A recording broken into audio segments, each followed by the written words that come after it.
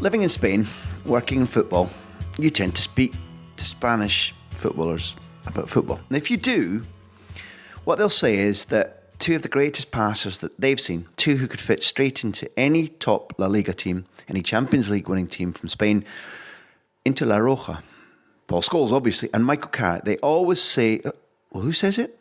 Xavi does, Iniesta does, Xabi Alonso does. They should know. So we thought, let's speak to Michael Carrick. And when we did, he arrived at Manchester United's far-flung countryside Carrington training ground, opened the door, strode in, all 6'2" of him, filling the room. Thanks for having me, he said. I knew we were in. What a guy.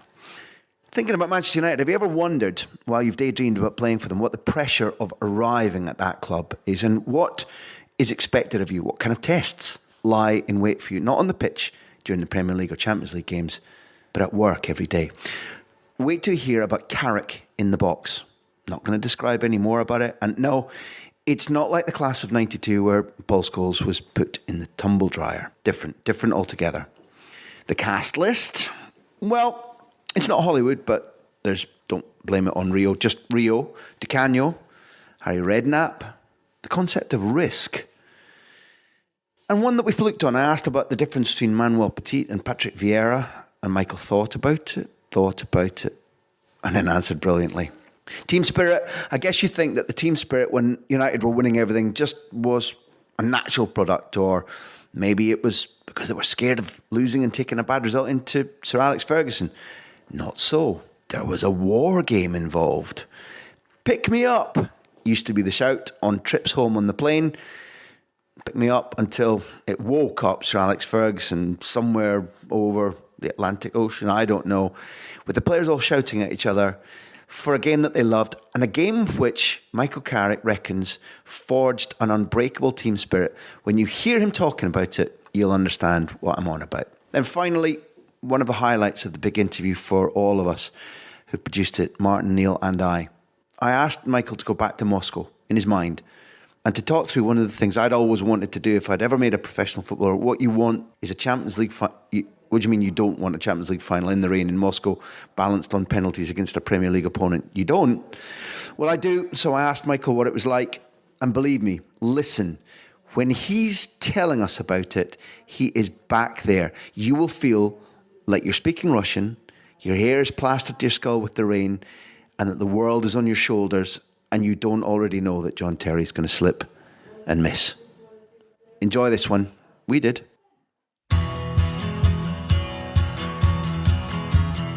And Michael Carrick, I can't believe the privilege of you saying that during your rehab back to fitness from nasty injury, I saw you get in Alicante with England, that you've taken the time and trouble to stop with a big interview.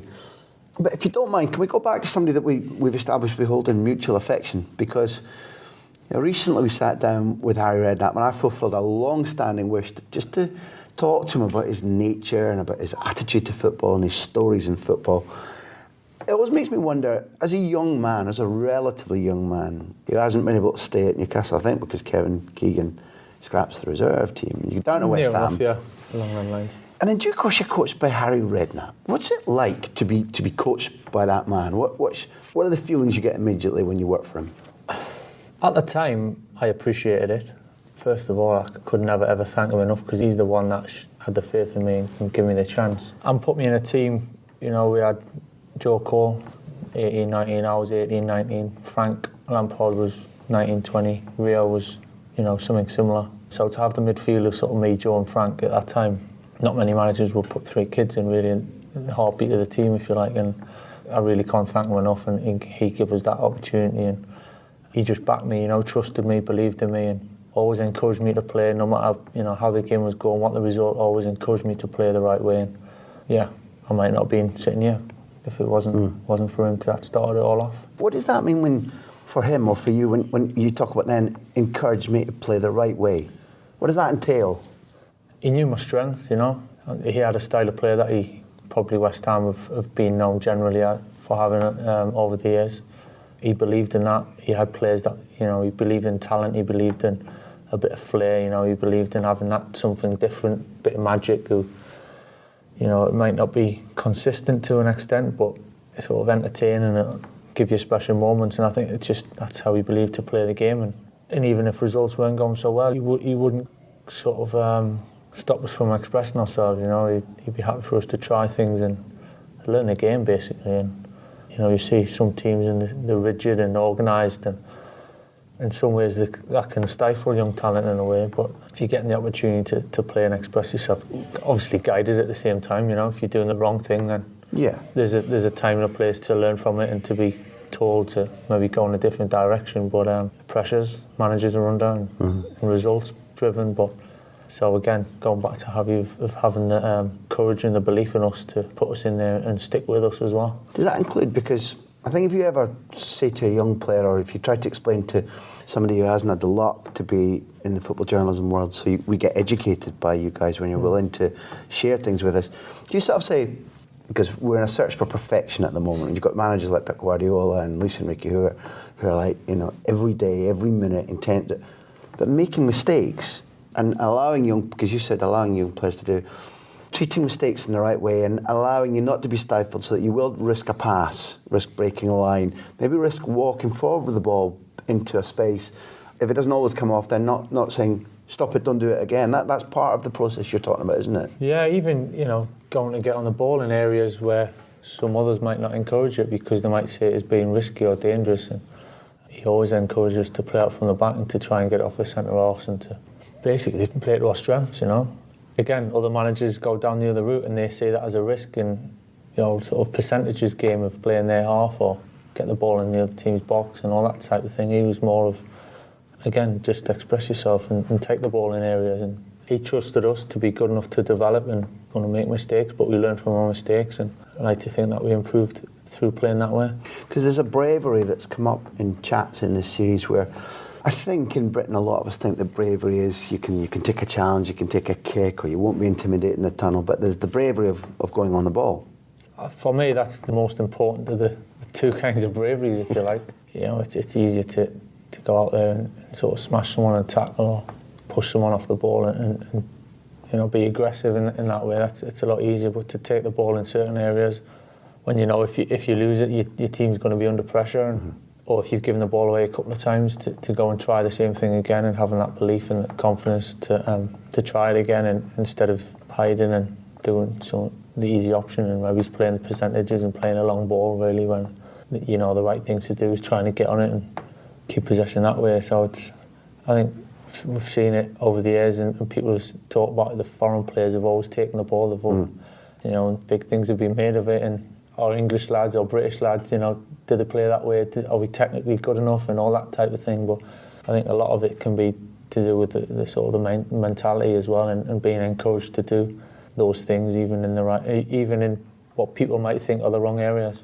I was going to ask a question, but you've thrown me, because, you know, I was never a great player, but as a youngster, one of the things, like, never ever pass across your box. You know, even as an 11-year-old, your gym teacher, he'd punch you in the head. My gym teacher would have punched you in the head.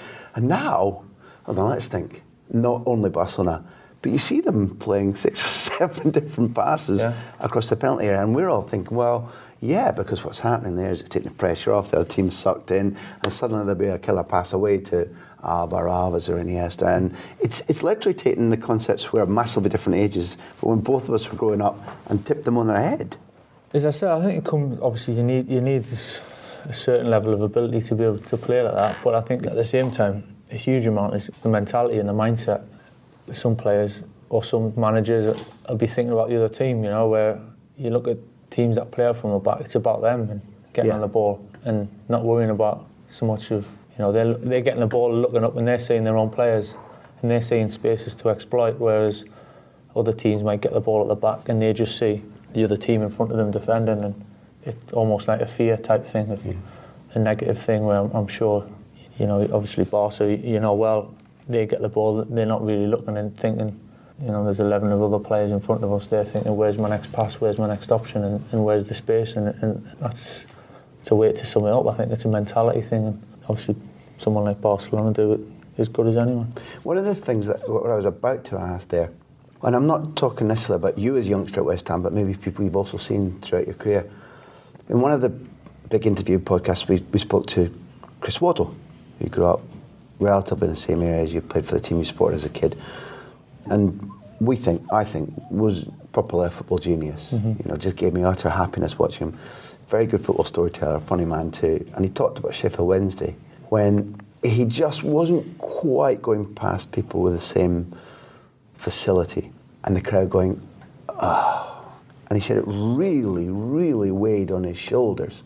So what is in my mind is when you talked about risk and spaces and taking choices, when you're young and you hear the crowd going, because you maybe missed 3 out of 6 passes or something like that, do you think people understand what that feels like? Because I think it must feel pretty sore. Yeah, it's tough. I mean, I've had, plenty times through your career where things aren't going quite well, and it definitely affects you. I mean, you try. I think it certainly becomes easier the more experienced you get. And I think that helps with being more consistent. But certainly in the early days, it can affect you. And I think it affects young players, or can affect young players more than probably people realise who haven't been in that situation. I don't know whether it's an expectation or whether it's just overlooking the actual situation in terms of, put yourself in their shoes and, hugely talented, trying to do the right thing. Because they're young, they're going to be a bit inconsistent, they're learning the game, they're going to make mistakes. They need support, they need encouragement and showing a bit of trust. And, at the first sense of doing something wrong, if, the moans and groans and people getting on your back, then that's not going to help the lad develop. It's not going to help the team. But in some ways, that's just a natural reaction, whether it's a cultural thing, whether it's, just how people see the game. I don't know what it is, but in terms of developing youngsters, I think certainly the more encouragement, the more chance they're going to fulfil their potential. I can't stand any longer the opportunity to ask you about Paolo Di Canio, because beginning to work with Harry at a relatively young age was an experience. I remember I met and knew Paolo when he came to Celtic from Milan. And I'm embarrassed to admit that Paolo thought I was the crazy one. But what a genius for the football, what a volcanic man. Tell me about some of the experiences of training, the dressing room. What was he? Well, it's like when I went back, when I was talking about Harry before, you talk about the type of player that he likes, his talent, it's entertaining, it's keep on the edge of seats, people on the edge of the seats and giving special moments. You're going to have ups and downs, and I suppose that's what Paolo gives you, and that's what he certainly gave us. Some of the things that he'd done were just verging on ridiculous, really, in terms of how good they were, and the ability he had was something else. And yeah, he'd done some crazy things at times and said some crazy things, but for us growing up and training with him every day, to see that level, I'd never seen anyone to that level before. Ability or intensity? Ability, just pure ability of what he could do on any given time, the way he could manipulate the ball, just the things he could do on a football pitch. I'm not saying consistently, but I just think as a one-off, some of the things he could do was something that I had never seen so closely before. So for me, I just want, you watch and you try and learn and you try and pick things up. Yeah, he was an incredible talent. Did he give you advice? Did you get on well? Did you fall foul of him? Was he easy to understand even? Yeah, I got on fine with Paolo. He was always good. He was never he was never negative towards the young lads. Yeah, of course he'd lose his temper and things weren't going so well. You could tell he wasn't happy, let's put it that way. But he never actually there was no isolated incidents where he'd take it out on the young lads because we'd done something wrong. It was more he'd generally be unhappy, but he was always encouraging us, and he was always encouraging us to express ourselves and try things, and that's how we played the game. He tried things, he tried crazy things that you think, how is he hoping to get away with that? But sometimes he did get away with it, and you celebrate an incredible goal, and that's what he was all about. And he gave Harry a career as an half-time speaker, talking about Paolo sitting on the pitch and saying, "I'm not going on anymore," and fighting with Frank for the penalty. I think I was. That was my early day. I think I was sub then.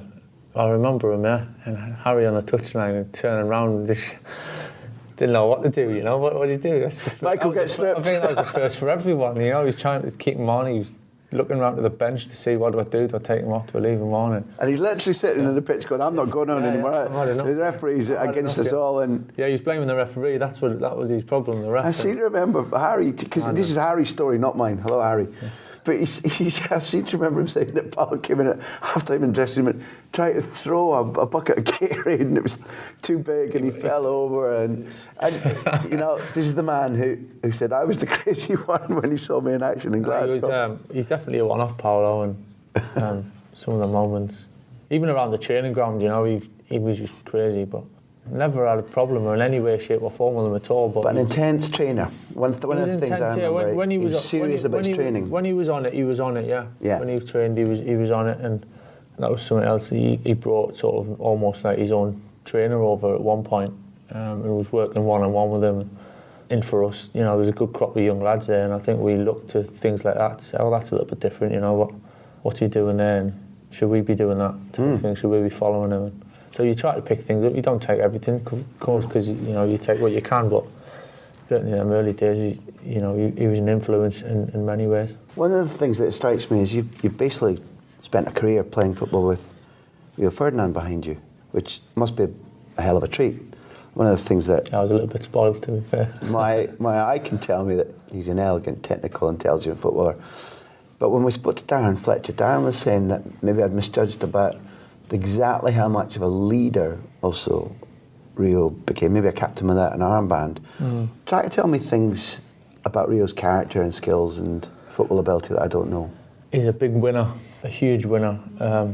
Whatever it was, it could literally be PlayStation, it could be cards, it could be game and training, it could be anything. And I wouldn't say he was a bad loser, because I don't like using the word bad loser, because you shouldn't enjoy getting beat. But he didn't enjoy losing at all. It was all about winning. And yeah, Fletcher's right. He was a definite leader. He was a huge influence in the dressing room, on and off the pitch, just as much off it as on it. And he had everything you could ever want in a centre half. For me, he's the best that I've seen.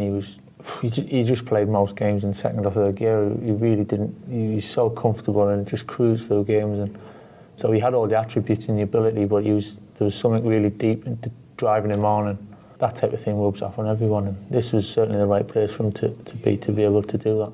At West Ham in here, what do you do in your position? Whatever over the span of your career you were asked to do, because you've been asked to do some slightly different things in the same positional role.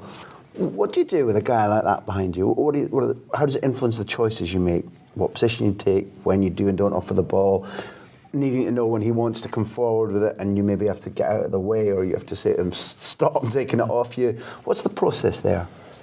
I think it starts, there's almost the appreciation of what the other one wants, you know. I sort of understand where Rio would prefer me to be. In certain situations, I know, you know, what would suit him. I think he knew what would suit me, and it's not always just doing what you think you should do, you know. It's thinking about those around you. And say, for instance, when it was sort of Rio and Vida playing, and we had sort of a little triangle going there, we had the understanding of, we just sort of knew where the other two would want, I knew where the other two would want me, and they probably knew where. It was just that understanding, and it's not an individual then. You're not thinking about just what you're doing, you know. And obviously the confidence having Rio behind you gives you to play and constantly talking, constantly telling you left or right, simple things, but constantly involved and sort of engaged together, you know, working together. He was a big talker on the pitch. I mean, you get these players that shout and scream when the ball's gone dead, and probably more for effect than anything, but when the game's going on and you're giving people a little bits of information, you know, it's invaluable, and that's really when it counts, to be honest. And Rio was probably one of the best I've come across at that. See, that's one of the reasons we're here, because, you know, the fame of people is aside from the contributions that they can tell. The people who are in love with football but have never played at your level, never will. And often, even if you do that in an amateur game, we can't see or hear that because of the noise, or we're watching games we can't afford to on television. That idea of, you know, you being a second brain for somebody in front of you to the left, him being a second brain for you, just in that communication, you said invaluable. I mean, can you expand on what you do and don't say, and how often you speak, not the shouting, but the information sharing? Yeah, I think getting to that stage, in some ways you need to be lucky that, you know, you understand each other and you're on a certain wavelength. I think you could probably do that for a number of years with another player, and it doesn't quite work because maybe you don't understand each other, or you just see the game differently, or for that reason, for us it just clicked, you know. There was an understanding there. And it can be things just sitting here like we are now, you know, I'm having a coffee or having a bit of lunch and you're just talking about football, and it's not necessarily we're having a sit-down meeting and we're talking about tactics and what do you do there, what do you do there. And I think over time you gain an understanding with each other, and then you talk about the game, little bits.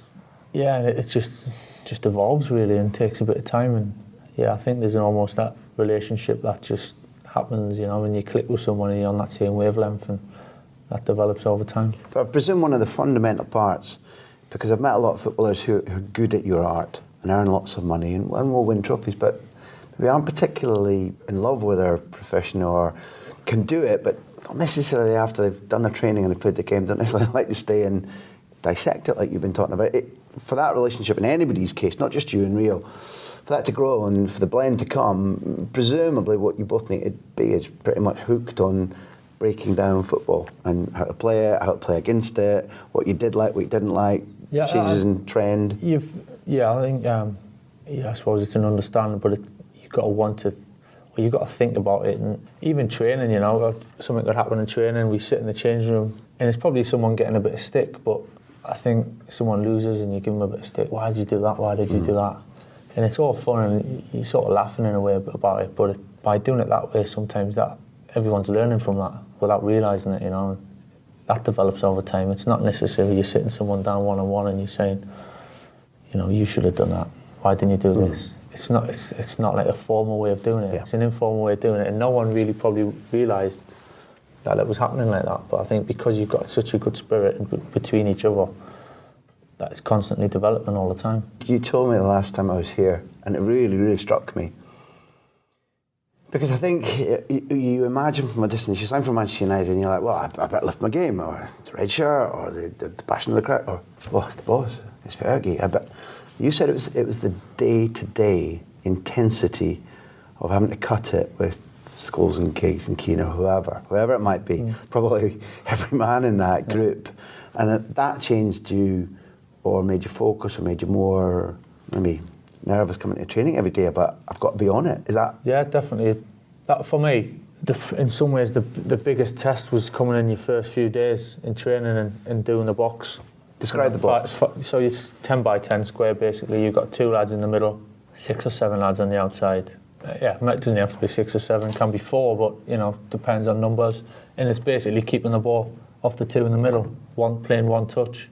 And I've seen boxes over the years, and it's a bit flicky, you know. People are trying to do skills to give the ball away. It's all a bit fun, trying to nutmeg people and all that type of thing. And you know, it's seen of a bit of a mess about type thing.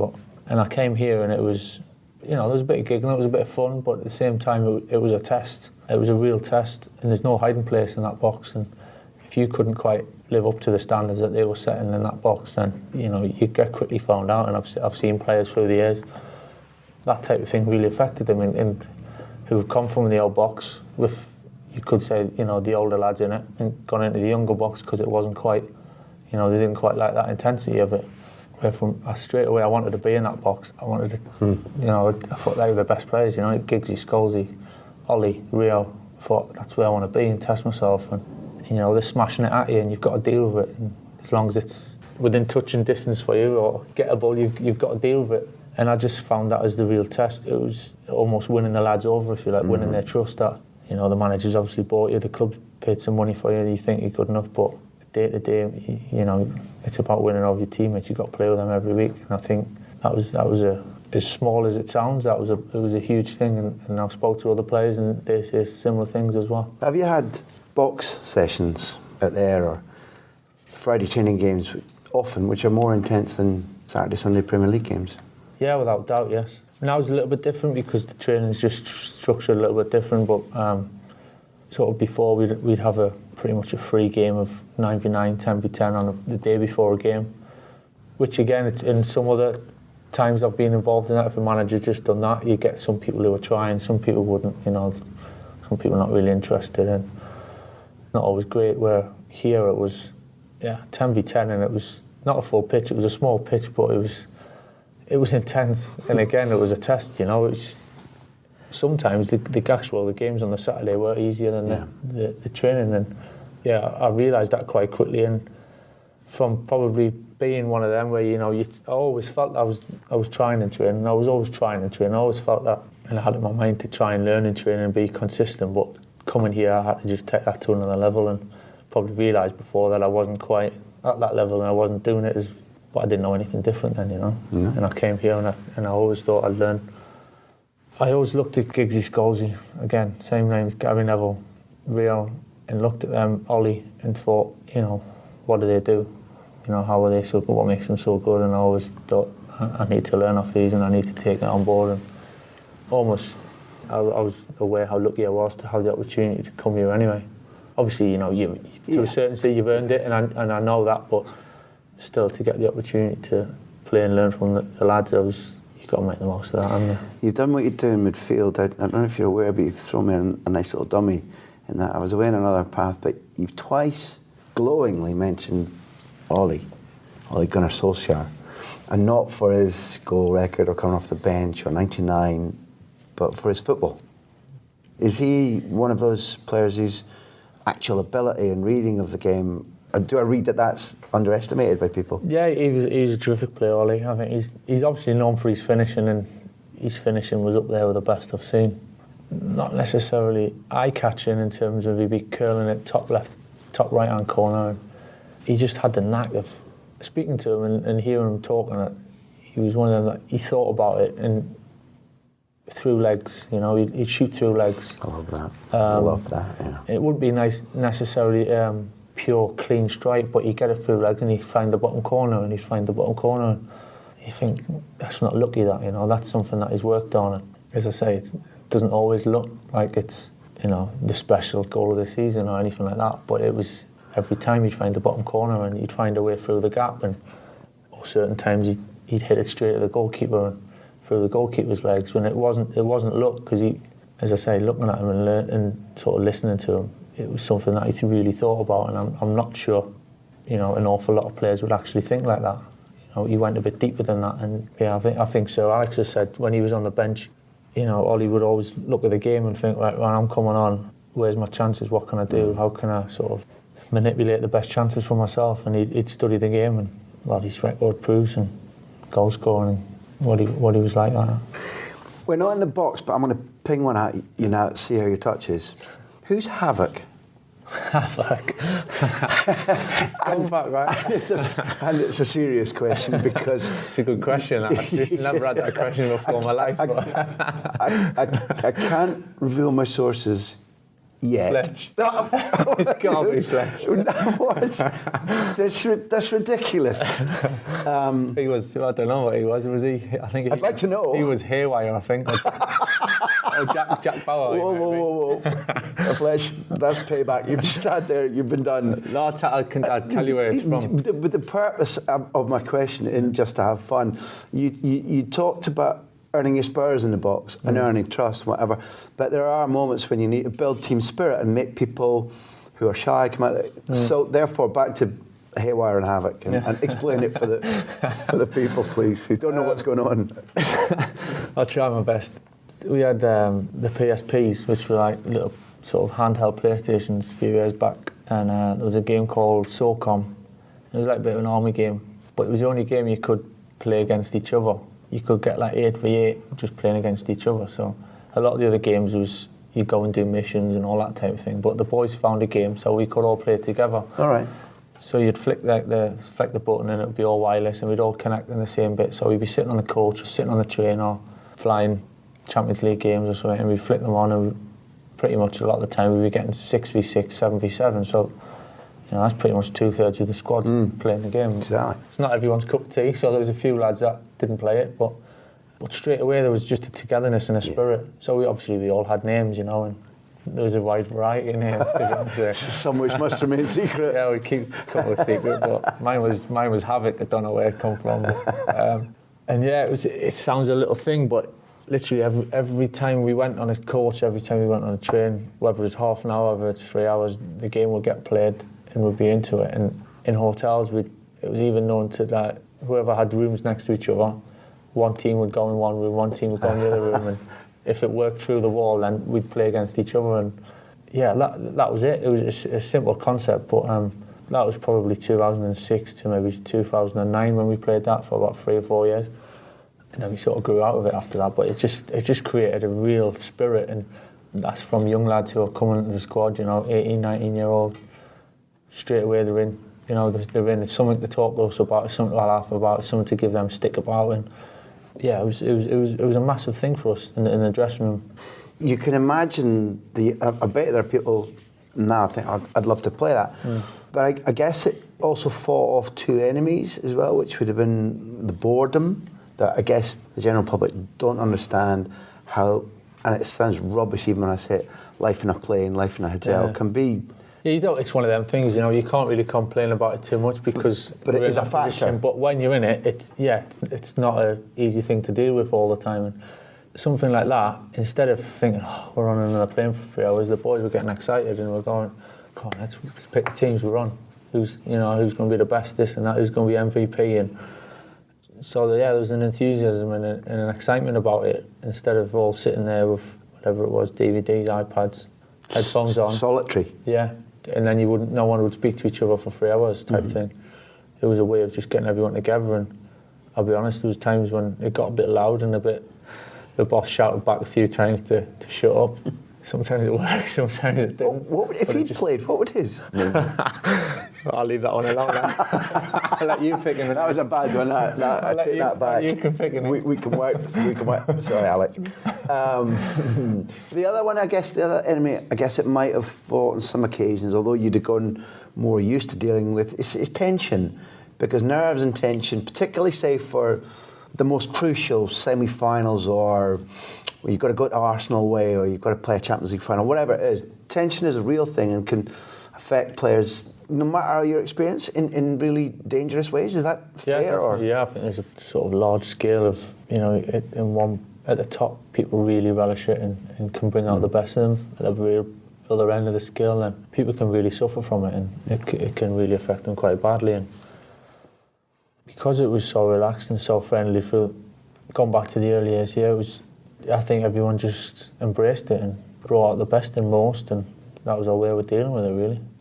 One of the things I mentioned there was Champions League finals, and I don't really want to go into the losing ones at all, but you won't hurt my I do. Havoc strikes again. I do want to. That was 8v1 there. I do want to get your appreciation of some of the guys that you've played against who play in at least similar roles to you, because in the past you've spoken really eloquently about maybe having grown up, not necessarily being the guy who wanted to put the big tackle in or go face to face or chest to chest or whatever. Maybe there's things that Roy would always do so well. But once you had to do them, quite enjoying them, and you share a view I've got, which is that the art of the tackle is kind of being stamped out of the game, which is just horrendously disappointing. I saw Company a couple of seasons ago sent off at Manchester City for a brilliant tackle. I was furious. And I got a big row on Twitter. And tackling can't be allowed to die, can't. But once we've established that you were able to do those things, you were also able to do the things that we all go crazy about when we see Xavi or Busquets or Pirlo. Tell me about some of the ones you appreciate. And if you don't mind, can we start with Busquets? What's it like to play against him? And what is it that you appreciate that he does so well that so few people inside and outside the game properly understand? Yeah, I'm a huge fan of him. If you look at him, he just makes the game look so simple, so easy. He doesn't really do any eye-catching 40, 50, 60 odd passes. But it's gone back to the bravery thing before. He doesn't really go flying into tackles. He's not really an aggressive player, but he's just got that knack of getting the ball in any part of the pitch, keeping the ball, and generally takes one or two touches, moves the ball on, which again looks quite simple, and you think, what's he doing with the ball? But put yourself in that position, everything's flying around you 100 miles an hour.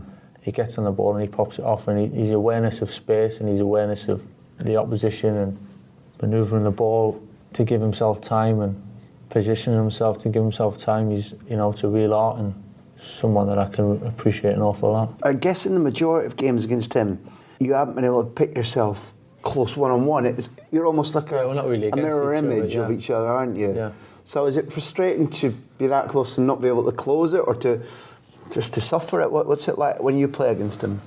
No, it's not frustrating, because that's just how it is. It's sometimes too big of a distance, and tactics. You know, they dictate, you know, where you can go, where you can't go. But yeah, I just think his courage and he's sort of built his self-belief to just keep getting on the ball and keep playing. And then when he loses it, you see the reaction of not just him, but the players around him of pressing the ball to get it back quick. So yeah, as I said, I'm a big admirer of him. I suppose for all the gifted footballers you've played with, you maybe wouldn't swap one of them. But if you're Busquets and you've regularly played with Iniesta and Xavi on either side, for a player in that position, in your position, what does it give you when you've got guys of that genius around you? Do you self-sacrifice to say, not only am I going to choose the right option, but I'm going to let them play because that's good for the team? Oh, 100%. For me, yeah, 100%. I mean, I got a lot of stick in my early time here when I first came for passing to Scholes too much, and I wasn't playing my game, and I wasn't saying what I was doing for Tottenham, and I was probably the player that was on the ball the most and trying to create things and trying to, you know, play more imaginative passes maybe, or risky passes and longer passes and stuff. But I got to United and I had Scholes next to me. Why wouldn't you use Scholes? Yeah, people were saying that I was taking the easy option and giving it to Scholes, but why wouldn't you give it to Paul Scholes if you can give it to Paul Scholes? And so that's the way I see it. I was trying to bring up give it to Scholes, and that was best for the team. Of course, it wasn't just about me giving it to Scholes all the time, but I think I had that appreciation that, you know, what he wanted and his strengths, and that's how I saw it. It wasn't a case of I've got to step up and be something else because I'm to overshadow them because I'm playing with great players. It was a case of I'm stepping into this team to try and make the team better, and by that I wanted to play to their strengths. Well, I'm going to embarrass you a little bit, not deliberately, but we've all got egos, so it's a very easy decision to say, well, you know, for a couple of times I want to keep the ball and try and do something with it because we like the approval of. But also it takes what you talked about earlier about Rio, yourself, but thinking enough to analyse and know what the team needs, so you can say, well, if I'm going to give it to whoever it might be, whether it's Royer, whether it's Scholes or Giggs or whoever's around in that instance, it's because I'm making a choice for the team. And you have to think about that choice because you're certainly not giving it away because you don't want it. You actually, in your case, I bet you wanted to use the bit more. Yeah, of course. Yeah, everyone would love to do something, grab the headlines and. Not so much grab the headlines, but do something, you know, really special, win the game for the team, for the lads, you know, and do something like that. But for me, that was my feeling of this is the best way to do it. And I had Cristiano on the right, and I had Wayne in front of me and Scholes next to me, sort of the position we played that year. And so yeah, give the ball to them as much as possible. Which of the guys that you played against in your early days, who, not the dinosaurs, but the beasts, the guys who could really, really mix it, and you had to be so strong and brave to go up against, could also make the transfer if you could click a switch and change their era? Because I presume you played against Roy several times. Yeah, played against him. Vieira, very early in your career. It's funny actually, talking about that, one of my friends just put a picture on, I think it was Instagram the other day, of a team sheet from May 2000 it was, Arsenal against West Ham. There was a few names on that, like Tony Adams, Lee Dixon. Vieira played, Ray Parlour. Petit was on the bench. Must have been rested. So yeah, that made me think a little bit. I thought, yeah, it was almost a different breed of player. Quite early in your career, isn't it? I think that was about the second or third game for West Ham. Yeah. Whoa. Overmars was playing, Carno was playing, Bergkamp. A few years ago now. What became of it? Did they make it as players? That lot? What an 11 that is! It's not bad, is it? Think of the skill and the grit. But it made me think, you know, like you say, Vieira and Petit, that centre midfield for Arsenal was, you know, they could do a bit of everything, couldn't they? You couldn't really class them as where now in midfielders throughout the world, I think you almost get classed. Are you defensive? Are you attacking? Or are you slightly a wide midfielder? You know, you come into categories really. Where then it was just, can you do the lot, do everything? And like you say, Keane, Vieira, they were the two really probably standouts. What was different between them? Because I remember when I was still reporting in England before I moved to Spain, I remember Sir Alex coming out and very clearly saying, before it became evident, before Petit's form maybe dipped and he went to Barcelona, it didn't happen, how strongly he saw Vieira as an all-round leader, athlete, footballer ahead of Petit. At a time when, for my dull eyes, the gap was much, much narrower. From watching them and from playing against them, what were the differences in their two games? Yeah, it's a tough one, really. Made me think now, aren't you? Well, I'm intrigued. I'm genuinely intrigued. I know it's a long time ago. I just remember Petit used to love the little dink over the top, didn't he? He was either over Mars or Lundberg, just making that little diagonal run, and he had that little ball. Maybe he had a bit more finesse than Vieira, maybe, for that. But you look at Vieira, he could pretty much do the lot, I think. Score goals, made goals. But yeah, that one thing that does stand out with Petit was just that little dink with a bit of backspin, and he'd just be dinking it over the top for them running through. And he sort of had that bit of class about him. And Vieira was just almost horrible to play against at that stage. You know, he was aggressive when he was fiery, he was leggy. So you know, this leg appeared from nowhere. Wiry type, you know. He was just awkward, wasn't he? Horrible to play against. And when I say horrible, I don't mean horrible. No. You didn't enjoy it. I mean, it was tough. You know, he was real tough. This is the reason that Sir Alex would always say that, you know, when you went down to the Arsenal of those days, you had to be prepared for a sports version of a little war. Yeah. Not a war, but everybody had to be not just on their game and fit, but at it mentally as well. Otherwise, one could be intimidated. Yeah, and I think, I mean, as a pair, they sort of complement each other fantastic, didn't they, together? I think if you look at sort of Roy Keane, he had the sort of the burst through the middle. He would just drive through the middle of the pitch a lot of the time without the ball and arrive in the box. And I've seen so many times where he'd play a 1-2 and he'd play the ball and he'd just keep driving through and he'd end up getting on the end of it. He had that where probably the other two maybe didn't have that so much. Yeah, I mean, it's probably tough to choose. I mean, obviously speaking to the boys here and sort of what Roy brought to the team, not just his actual attributes or what he had, but it's just his leadership and how he dragged the team through certain situations pretty much on his own. You know, that's something pretty special. I think we've got a manager like Sir Alex and you've got a captain like him. You're going to have to be pretty scared to bring a bad performance into the dressing room, because you know you may not escape with all your limbs intact. It's a tough school. It's a tough school. You made me laugh because you reminded me that Emmanuel Petit, when I was still reporting in Scotland, Walter Smith was a Ranger manager, and he's very frank about his scouting trips, whatever. And he went down to Monte Carlo to sign Petit from Monaco, and everything was suit where the club were up for it. It was a good fee in those days. The trouble was nobody had told Petit, and when he heard, without Walter's knowledge, that Rangers' deal was about to be accepted, he manufactured a big old dentist appointment, and at some stage an urgent phone call took place between Manuel Petit and Arsene Wenger, and before Rangers could do the deal, Arsenal came in and signed him. Right, so poor Walter Smith missed out on Emmanuel Petit because of fake teeth problems. Such is the transfer market. Yeah. I don't want to, I'm far from want to chase you out of the room, but if you're very tolerant, because I have already asked you about this before, but it fascinates me, Moscow. The idea of two English clubs, Manchester United yearning to do what Sir Alex Ferguson said that under his reign is probably his biggest regret, which is not winning the Champions League more, not for him, but he said this club should have more. We should be up with Milan, we should be up with Bayern Munich. You've got to, and it's an English club, and it's in Roman Abramovich's kind of domain. As an experience, that must have been pretty weird, having a Premier League game in Moscow, in the rain, with all the tension and the penalties. What are the things, apart from lifting the cup, that stand out to you from the build-up, getting out there, what's on your mind, what your goal on the day is, your personal objective about how you want to play and what you want to produce?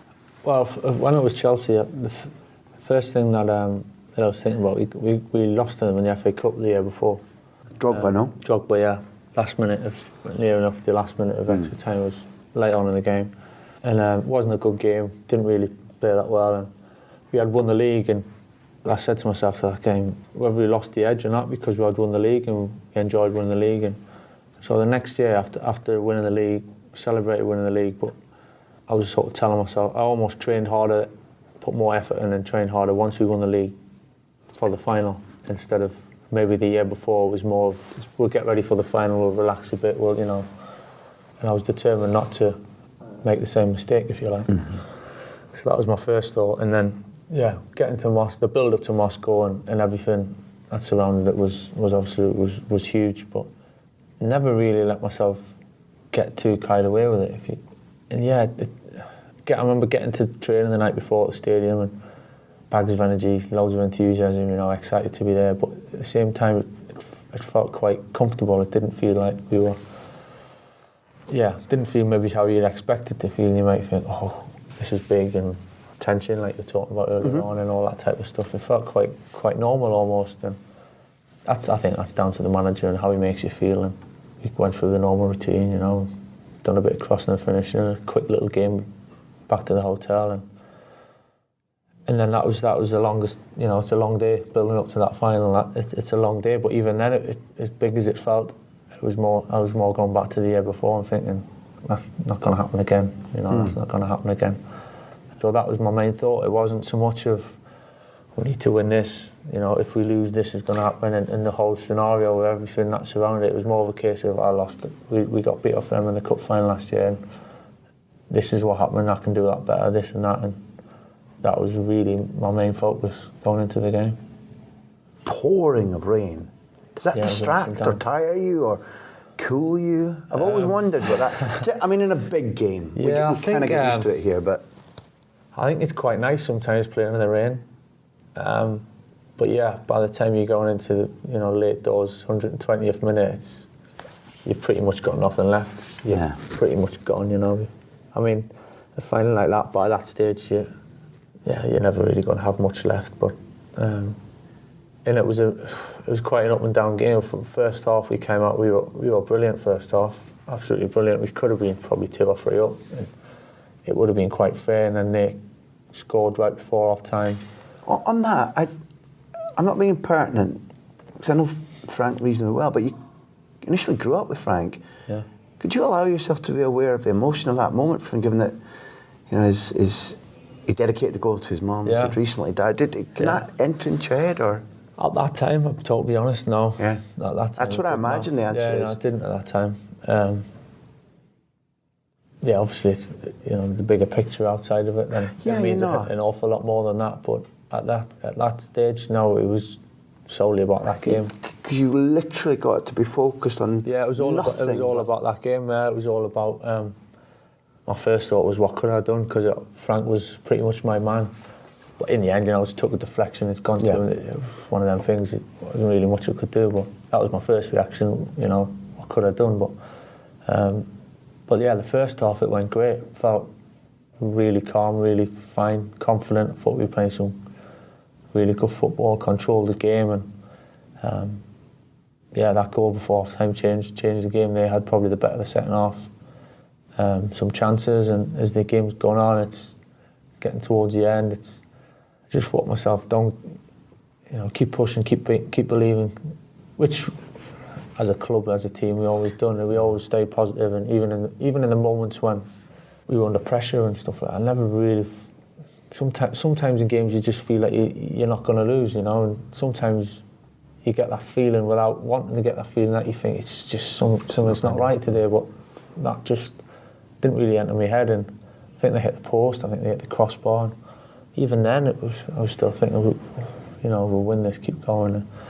And then obviously got to the end, and it was penalties. And looking back, after the game, I was proud that I put myself forward. And penalties is a horrible thing to do. I was sort of pleased straight away. I said, I'm taking one. I'm not. I don't want to shy away from it. I don't want to look back and think I wish I'd have taken one. And so I was 100%. I was taking a penalty, and it was horrible. I was trying to put you in a good place with this question. Horrible. I'm just trying to go through the night as it happened, but it's flooding in. That's. Can I tell you, you're not alone in the World Cup final where I was working. I was lucky enough to know the players reasonably well, and Piqué said after having won the World Cup and burst into tears with his mum at the touchline, he admitted with a second's hesitation about 20 minutes after the final, he said, my knees were knocking. He said, my legs went at the prospect of penalties. Yeah. So I was praying that we get a goal before the penalties, because he said his just legs went to complete jelly at the prospect. Yeah, horrible feeling. But I remember Drogba getting sent off pretty much 5 minutes before the end of the game, start thinking it's could go to penalties now, and telling myself to be positive about it, it's easy to think, oh no, penalties, what can happen here, this can happen, this can happen. So I was consciously trying to get myself into a frame of mind of right, you're going to take a penalty, this is what you're going to do, you're going to score, don't worry about it, this is it. So that was a few minutes to go, and so I was ready for it. It wasn't a nice feeling, because thoughts keep you in your mind, you know. And The walk. So I took this, Carlos scored his, I took the second penalty, and I remember putting the ball, I ran up there, I jogged up there because I thought, it's too far, it's too long to wait if you walk. So get this done as quick as I can and get out of here. So I've had a jog up, put the ball on the spot. Peter Cech looked massive in the goal. He must have filled that goal. Yeah. I remember constantly going, you're just training now, this is training. Took plenty of penalties in training, this is what you're going to do, no problem. I can picture it now, telling you, I can picture that sort of, that time, and I thought, yeah, this is it now, penalty. Hopefully it goes the wrong way, that would help. And that was it, yeah, that was my thought. I'm just training here, forget about everything else. This is what you do in training. Thankfully for me, it went in, and you go back and you're hoping for all the boys.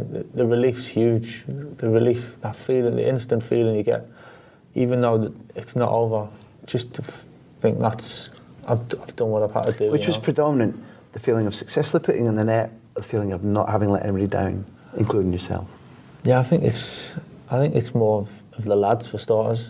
Leaving the boys on the halfway line, and you're going up there, you know, for them basically. First and foremost for the lads, and then obviously it extends from that, and it was at our end of the ground with all our fans as well. First and foremost, I think it's for the boys to know that you've done everything you can to help.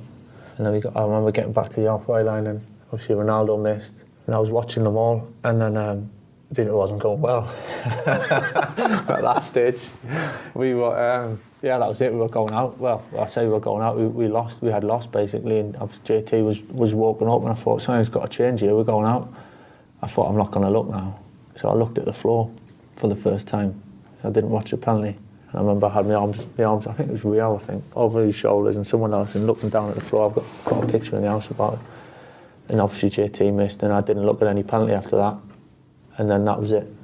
Obviously Anelka missed, and I've said it before, that feeling once he missed that pen, and just the elation and the emotion that I went through was, I could never possibly go through that feeling again. Even if I won it again, I don't think I could ever replicate that feeling. It was just, it was incredible. I mean, I've got a little thing in the house where there's 5 or 6 photos of the lads on the halfway line in the line, and sort of me with my head down, and then obviously the reaction of the boys when they realised, and I was obviously last to react because they just gone off and left me, and I was still with my arms in the air.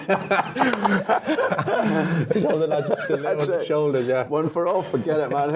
And obviously the lads have burst off, sprinted down towards Edwin, and I've sprinted down, screaming, arms everywhere, just everyone's piling on the pitch, jumping on everyone, and I've probably lasted, I don't know, 30 seconds, a minute maybe, where you're all going crazy. And I remember a minute now, I've walked towards the side, and our families were standing at the side.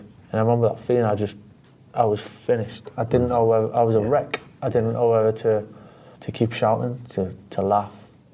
And for the first time probably in my life, to have that feeling of, on a football field, to cry. Didn't know whether to cry or not. And not that I didn't know when, I almost felt like I could cry, I could do anything. I was just I was a wreck. I was thinking, what's going on here? I think it was just pure exhaustion for starters, and then obviously just everything. You just had the biggest rush of my life, and then it just quickly come down, and I was standing there thinking, what's going on here? I just felt I could lie on the floor and just fall asleep. I just felt wrecked, and then obviously that for a few seconds felt like ages, but it was probably about 5 seconds, and then that was it. And you go back to the boys and gather your thoughts and celebrate with everyone, but it was a mad feeling. You do really remarkable insights for me as a listener, and I asked because I wanted to know. You hear sportsmen and women talking about the power of positive thinking a lot, but to be able to put in reins that night the way you did and say, it's training, I'm going to score before the final whistle, maybe it's only had a 80% influence in because your technique is probably maybe a bigger than 80% influence in it going in, and maybe fate's in there too. I don't know. I'm beginning to believe in that the more I listen to guys and their stories. But power of positive thinking and what emotion can do to you in terms of the way you behave when victory's taken away from you, knowing how to cope with victory, I think can be quite difficult, particularly if you've got family there, or if it's been something you've been yearning after for so long. And I remember watching the manager's face as he was wearing that white tracksuit and his hair plastered over, and he kind of just bounded down the stairs as if, I knew we were going to win this, because he's had desperate nights before, but he looked as if, I've seen this all before, he looked as if emotion wasn't washing over him at all. And that, on the night, I was like, he's got many powers, but did he know this was going to happen? Oh yeah, he's not that good, is he? He can't be that good. He can't be. He can't be. Maybe the way to finish is that I know the exact way in which you could feel all that again and go through all that again. Yeah. Which would be driving a red Ferrari through the winning tape with a checkered flag going down, say, Monte Carlo, for example. No, I'm not far wrong, am I? No, you're not far wrong. That would do it, wouldn't it? That would do me, mate, yeah. Am I right in thinking that had people not got in your way and made you play this stupid game, probably we'd be talking about another world champion for Britain in Michael Carrick? Without doubt, yeah. Without doubt, easier. See, you're pretending to joke now. I didn't really actually get into that until... But it is a passion. Yeah. Oh, I love it, yeah. Absolutely love Formula One, yeah. I enjoy motor racing, I enjoy the bikes, but Formula One for me is, just something that I've... What's the...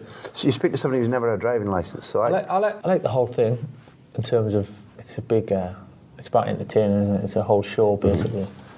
But the closer I've got to it and just got to speak to people and got friends who sort of work in it, just appreciating the skill levels of the team for starters to actually build the car, to get the car on track, the work they do through the weekend at Grand Prix, and seeing that sort of with your own eyes is incredible. But the drivers, what they have to go through, and the consistency of them, and just the mindset and everything is just something that I'm really, really appreciating. It's very...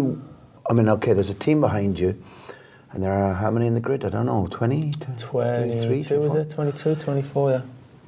But at the top of most seasons, and the top of most races, it's very one-on-one, isn't it? Yeah. It's very kind of me and you. Yeah, massive. Well, you look at over the last couple of years, sort of Hamilton and Rosberg in the same team, they've been going at it, and obviously Hamilton's pipped him over the last couple of years, but you say you're in the same team, but you're sharing the same information, but you're going against each other. And as much as the team says, they've won the Constructors' Championship and it's a team sport, at the end of the day, one's world champion, one's not. And, the difference of that, it's massive. A tense situation, isn't it? You can't even put into words how big the difference is of that. It's so different. It's just so different from what I'm used to, Mm-hmm. But it's something that I'm just really interested in, really appreciating. Who would be your favourite driver all time? All time? Yeah. I mean, I've watched Senna's footage back so many times. I've gone back to Monaco, and he's like the onboard footage of him in Monaco driving with the old gear stick and one arm on the wheel, and that's proper driving. If it feels more skilled, doesn't it?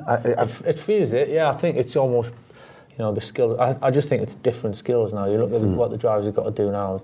And you see the steering wheel for starters, the amount of buttons on the steering. So it's a totally different skill set that you need to. Well, that's me saying it. I don't know that much, but looking at it, I'm thinking it's so computerised in terms of the driver, the things they've got to go through, and the different systems and all the sub menus within that one system that they can change during the race and between corners. It's mind-boggling. I don't know how they can do it, but back then it was basically raw driving. And I mean, to see him driving around Monaco so close to the barriers like that with one hand on the wheel, it's sensational, really. A few years ago, I was at a promotional event and I stayed on to do some filming. It was at the Catalan Grand Prix circuit. Yeah. And I won't name the boot manufacturer, but it was a boot manufacturer, and two other star pupils were Leo Messi and David Villa. When they thought everybody had gone away, they got in one of these Formula One shaped cars that's got a cockpit and a side cockpit. Right, yeah. And they were driven around the circuit. And they jaunted their way down there, slid into it, and I saw them coming out. They were ghosts, man. They were legs gone. They were holding each other up. Yeah. Scared the shit out of them. It really did. Yeah. They scared the shit out of their employers if they'd seen them doing it as well, just ahead of the World Cup. But once you finish your professional career, would you Would you race? Would you get involved? Would you? No, I don't. I'd love Is it good to. enough just to learn and watch? I'd love to. I've done a track day before where I spent all day. It was my brother and my dad. Just the three of us on the track in different cars and went round the track, and that was an experience. So we done the single seaters like Formula 4 type. Yeah, I remember them. Yeah. So we done that. So that was the old centre light with the gears. Were you natural? How's your cornering? No, I was alright. I beat my dad and my brother, so that was my was my benchmark. Champion of the family. But yeah, that was such a buzz. And then, but I managed to put one into the barriers later on in the day. I just said, I just got pushing the boundary. You know what I mean? Finding the limit. Just went over the limit. But yeah, I'd love to do more of that. Go karting and stuff like that. I enjoy it. That's something that I really enjoy. But I don't think I'll be cut out to do it as serious after that. Passes to make, goals to score, trophies to win, maybe even a European Championship and another Champions League before that day comes. Martin Neal, who are with me, would say, I have never, ever drawn a halt to any conversation voluntarily that I'm enjoying, least of all one like this. But because we're responsible, it's probably time to say thank you and let you go. I don't want to.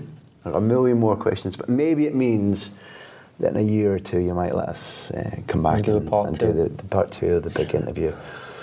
We've enjoyed this as much as we enjoy watching you playing. I always say this, we only talk to people who genuinely admire, love watching you play football. We talked about our tactics, about not embarrassing during the tape, but when I spoke to Pete Jensen last night at the Camp Nou about going to chat to you, he said, well, tell him. He said, last time I spoke to Chavi, we challenged him. They and Sid Lowe were saying, like, well, who really, who are the midfield?